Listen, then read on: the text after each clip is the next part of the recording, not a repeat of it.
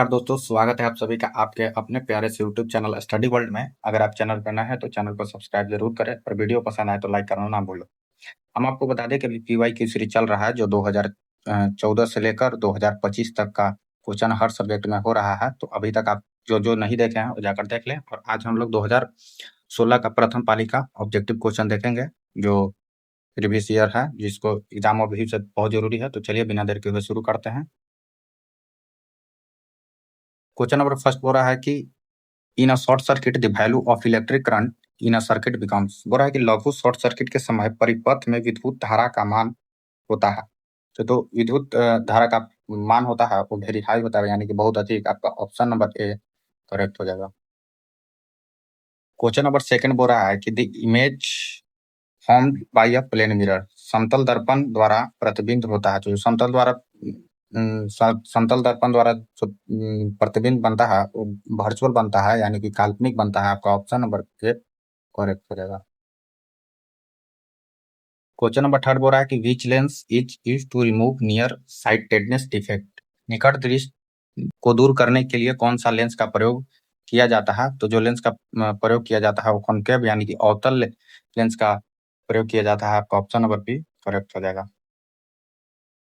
Question number four बोल रहा है कि what type of lens is found in human eye. मानव नेत्र में किस प्रकार का लेंस पाया जाता है। तो मानव नेत्र जो होता है उसमें कॉन्वेक्स लेंस पाया जाता है, यानी उत्तल लेंस पाया जाता है। आपका ऑप्शन नंबर ए करेक्ट हो जाएगा। क्वेश्चन नंबर फाइव बोल रहा है कि the instrument use to measure the potential difference is called. विभवांतर मापने वाला यंत्र को कहा जाता है। तो विभवांतर मापने वाला यंत्र को कहा जाता है आपका वोल्ट मीटर, यानी कि आपका ऑप्शन नंबर बी करेक्ट हो जाएगा।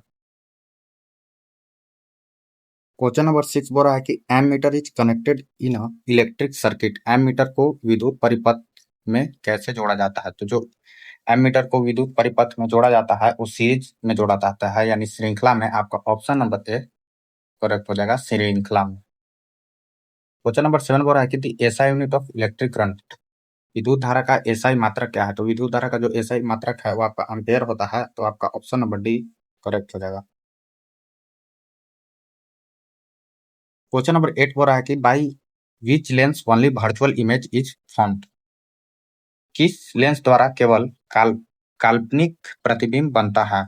ऐसा कौन सा लेंस है जिसमें केवल काल्पनिक प्रतिबिंब बनता है। तो वो कॉनकेव लेंस है। तो आपका ऑप्शन नंबर बी करेक्ट हो जाएगा। क्वेश्चन नंबर नाइन बोल रहा है कि which type of reaction is CuO plus H2O dash Cu plus H2O। बोल रहा है कि CuO plus H2O Cu plus H2O किस प्रकार का अभिक्रिया है। तो जो ये अभिक्रिया है वो रिडॉक्स अभिक्रिया है। तो आपका ऑप्शन नंबर डी करेक्ट हो जाएगा। क्वेश्चन नंबर 10 बोल रहा है कि the compound is formed by a transfer of electron is called. बोल रहा है कि इलेक्ट्रॉन की स्थानांतरण से बना यौगिक कहलाता है। तो जो इलेक्ट्रॉन से स्थानांतरण से बना यौगिक जो होता है वो आपका इक्विवेलेंट होता है। तो आपका ऑप्शन नंबर बी करेक्ट हो जाएगा। ऑप्शन नंबर बी विद्युत संयोजी। क्वेश्चन नंबर 11 बोल रहा है कि carbon combining with hydrogen form. Carbon hydrogen से संयोग कर बनाता है। तो जो कार्बन हाइड्रोजन से संयोग कर कर बनाता है वो आपका हाइड्रोकार्बन बनाता है, यानी कि आपका ऑप्शन नंबर बी करेक्ट हो जाएगा, हाइड्रोकार्बन। क्वेश्चन नंबर 12 बोल रहा है कि the member of first group of periodic table are. आवर्त सारणी का प्रथम वर्ग के सदस्य हैं। तो जो आवर्त सारणी के प्रथम वर्ग के सदस्य हैं वो आपका अल्कलाइन मेटल है, यानी क्षारीय धातु। आपका ऑप्शन नंबर बी करेक्ट हो जाएगा। क्वेश्चन नंबर 13 बोल रहा है कि brass is an example of. पीतल एक उदाहरण है। जो तो इसमें से कौन पीतल का उदाहरण है। तो जो पीतल का आपका उदाहरण हो जाएगा वो आपका एलॉय होता है, यानी मिश्र धातु होता है। तो आपका ऑप्शन नंबर सी करेक्ट हो जाएगा, मिश्र धातु।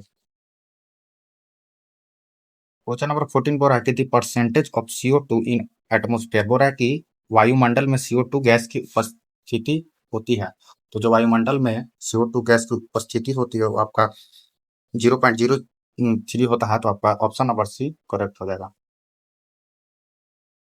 क्वेश्चन नंबर 15 बोल रहा है कि NaOH इज NOH है तो NOH क्या है आपका? NOH अल्कली है, यानी आपका क्षार है। ऑप्शन नंबर बी करेक्ट हो जाएगा। क्वेश्चन नंबर 16 बोल रहा है कि ऑक्सिन क्या है? तो जो ऑक्सिन क्या होता है? ऑक्सिन एक हार्मोन है, तो आपका ऑप्शन नंबर ए करेक्ट हो जाएगा। ऑप्शन नंबर ए करेक्ट हो जाएगा, हार्मोन।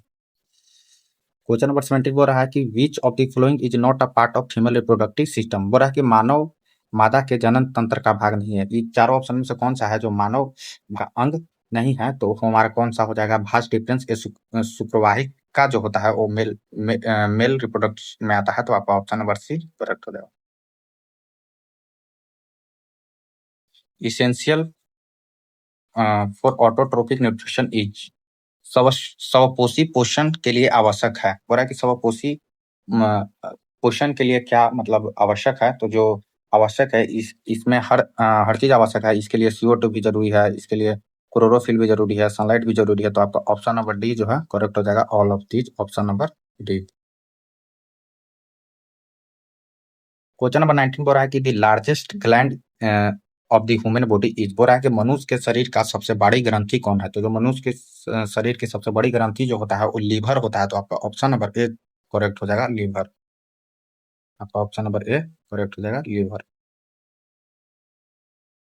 क्वेश्चन नंबर 20 बोल रहा है कि एन एग्जांपल ऑफ फोटो हार्मोनिज। पादप हार्मोन एक उदाहरण है। तो पादप हार्मोन का क्या उदाहरण हो जाता है? ऑक्सिन होता है। तो आपका ऑप्शन नंबर सी करेक्ट हो जाएगा। चलिए, आपका 2016 का प्रथम पाली का भी क्वेश्चन समाप्त हुआ, और फिर मिलते हैं आप अगली वीडियो में 2016 का द्वितीय पाली का ऑब्जेक्टिव क्वेश्चन में। तब तक के लिए धन्यवाद। वीडियो अच्छा लगा तो वीडियो को लाइक करें और चैनल को सब्सक्राइब करें। चलिए फिर मिलते हैं अगली वीडियो में।